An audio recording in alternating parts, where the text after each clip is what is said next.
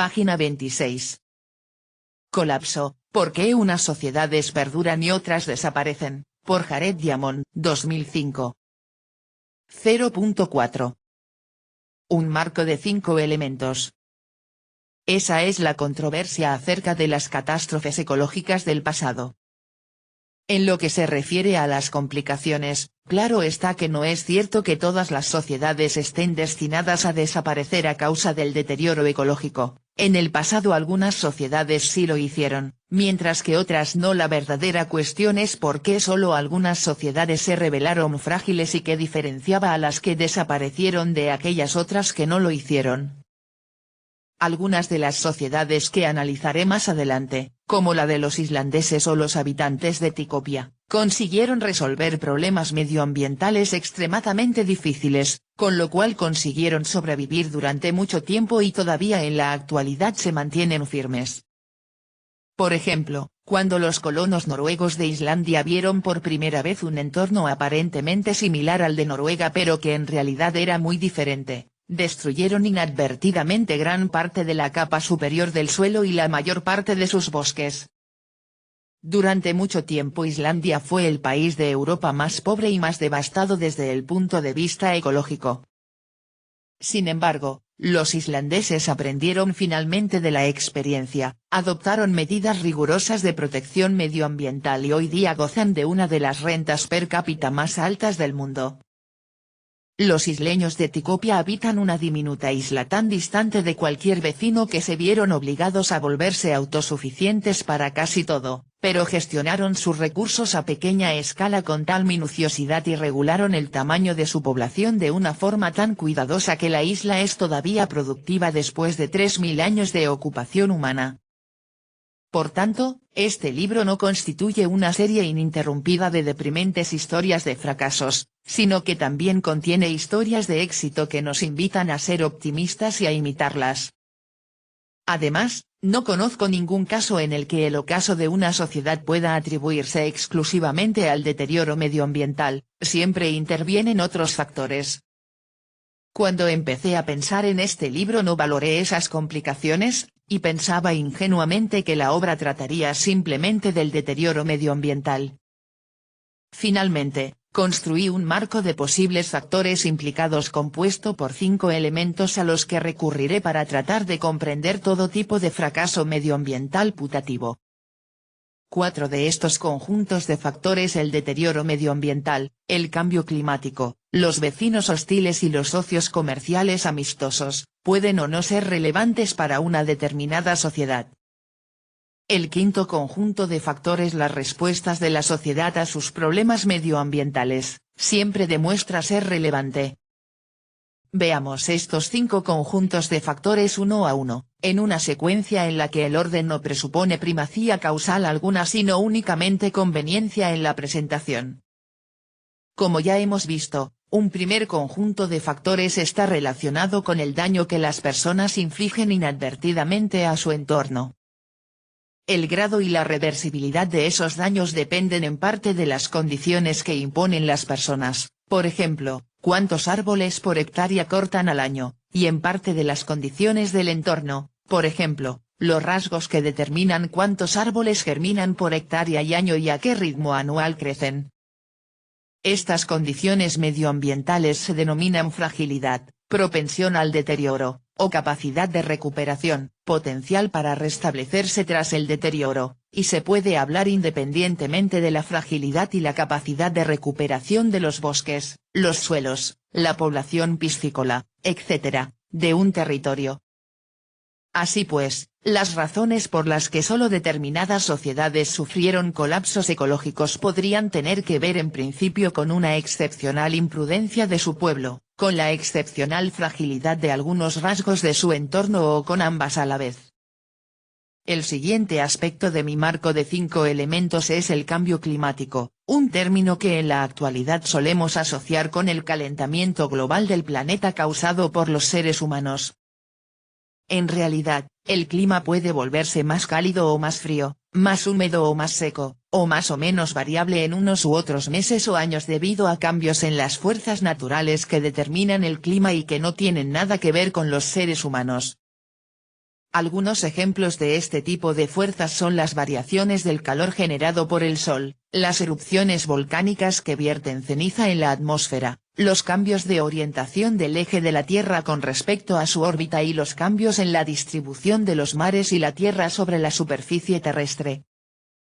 Entre los casos de cambio climático natural analizados con frecuencia se encuentran el avance y retroceso de placas de hielo durante los periodos de glaciaciones hace más de 2 millones de años, la que se conoce como pequeña glaciación, comprendida aproximadamente entre los años 1400 y 1800, o el enfriamiento global del planeta tras la descomunal erupción del volcán Tambora en Indonesia el 5 de abril de 1815.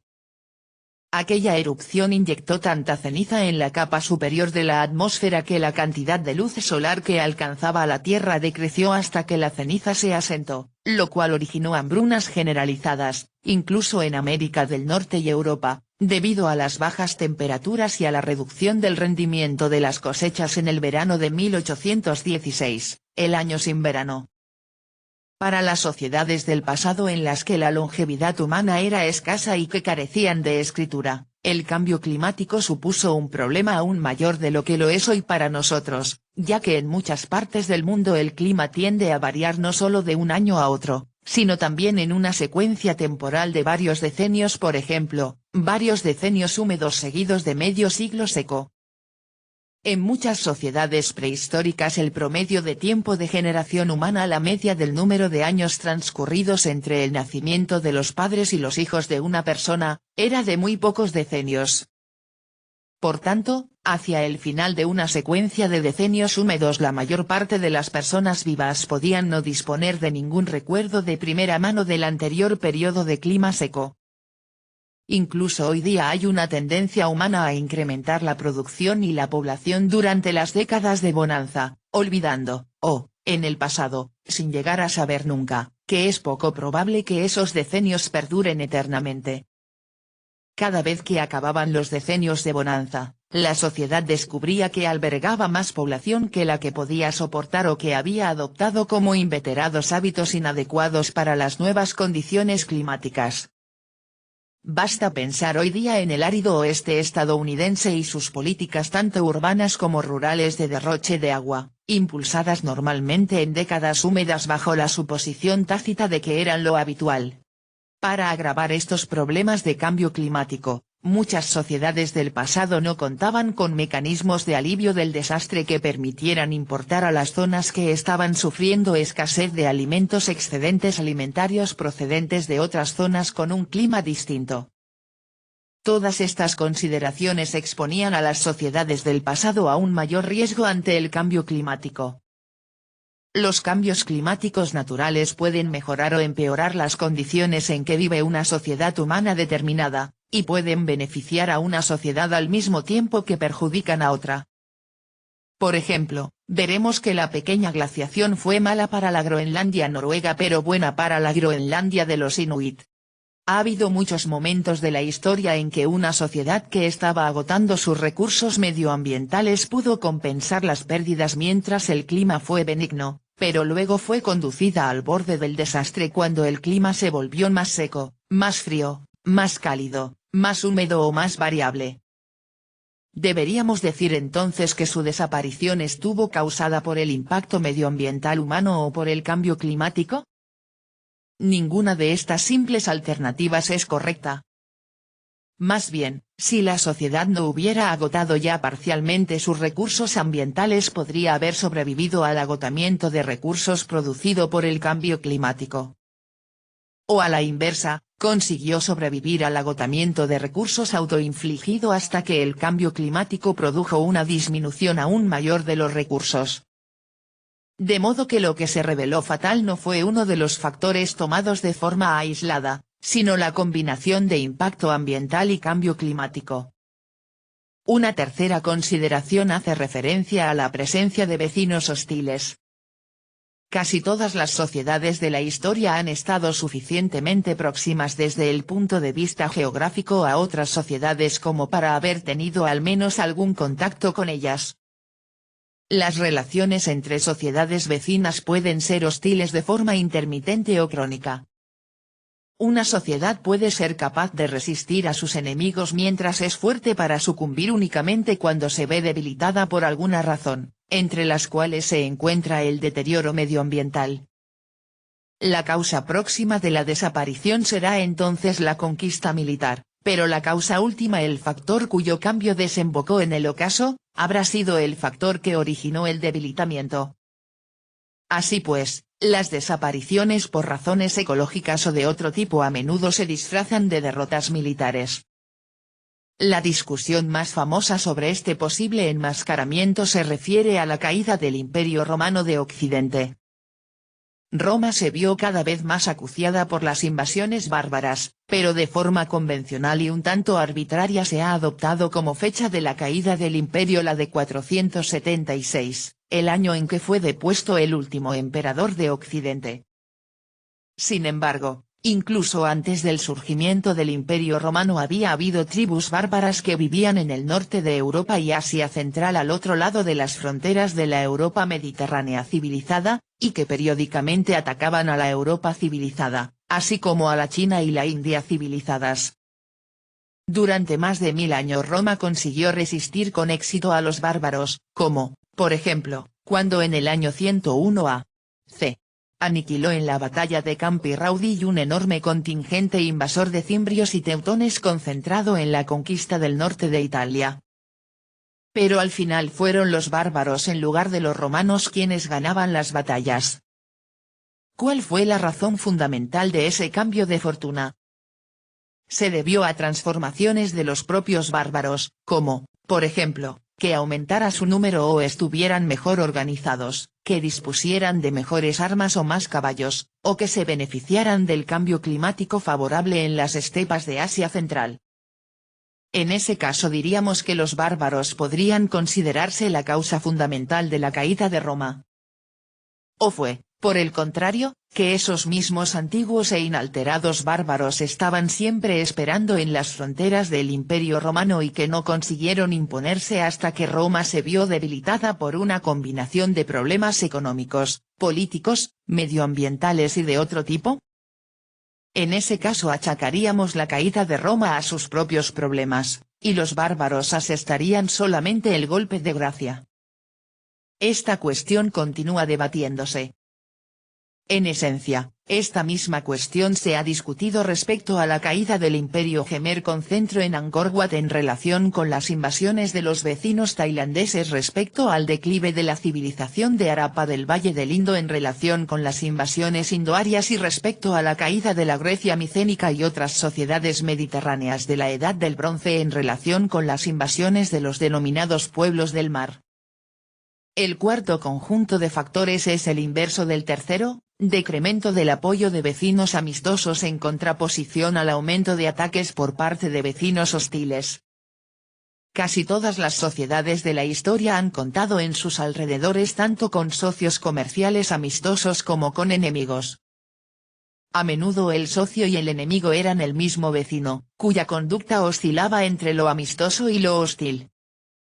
La mayor parte de las sociedades dependen hasta cierto punto de sus vecinos amistosos, ya sea para importar bienes comerciales esenciales, como en la actualidad las importaciones estadounidenses de petróleo o las importaciones japonesas de petróleo, madera y marisco, o para mantener además lazos culturales que proporcionen cohesión a la sociedad, como la identidad cultural de Australia importada hasta hace poco de Gran Bretaña.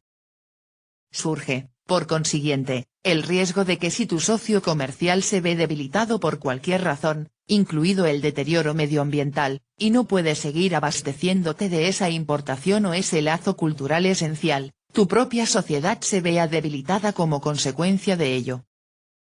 Este es un problema bien conocido en la actualidad debido a la dependencia que el primer mundo tiene del petróleo de países ecológicamente frágiles y políticamente agitados del tercer mundo que impusieron un embargo de petróleo en 1973. En el pasado surgieron problemas similares para la Groenlandia noruega, los isleños de Pitcairn y otras sociedades. El último conjunto de factores de este marco de 5 elementos se refiere a la omnipresente cuestión de las respuestas que da la sociedad a sus problemas, tanto si los problemas son medioambientales como si son de otra índole. Sociedades diferentes responden de forma distinta a problemas similares. Por ejemplo, muchas sociedades del pasado sufrieron problemas de deforestación, entre las cuales las tierras altas de Nueva Guinea, Japón, Etiopía y Tonga desarrollaron una gestión forestal acertada y continuaron prosperando, mientras que la isla de Pascua, Mangareva y la Groenlandia noruega no consiguieron desarrollar una gestión forestal adecuada y desaparecieron como consecuencia de ello. ¿Cómo podemos comprender resultados tan dispares? Las respuestas de una sociedad dependen de sus instituciones políticas, económicas y sociales y de sus valores culturales. Esas instituciones y valores influyen en si la sociedad resuelve, o siquiera trata de resolver, sus problemas. En este libro analizaremos el marco de 5 elementos para cada una de las sociedades del pasado cuya desaparición o persistencia se estudia. Debería añadir, por supuesto, que del mismo modo que el cambio climático, los vecinos hostiles y los socios comerciales pueden o no contribuir al colapso de una determinada sociedad, también el deterioro medioambiental puede o no contribuir a ello. Sería absurdo afirmar que el deterioro medioambiental ha de ser un factor preponderante en todos los colapsos. El derrumbamiento de la Unión Soviética es un contraejemplo moderno, y la destrucción de Cartago a manos de Roma en el año 146 a.C. es uno antiguo. Obviamente, es cierto que los factores militares o económicos pueden bastar. Por tanto, el título completo de este libro podría ser El colapso de las sociedades originado por algún factor medioambiental, y en algunos casos también por la influencia del cambio climático, los vecinos hostiles y los socios comerciales, además de otros aspectos relacionados con las respuestas ofrecidas por esas sociedades. Esta restricción todavía nos deja abundante material antiguo y moderno que analizar. Página 32.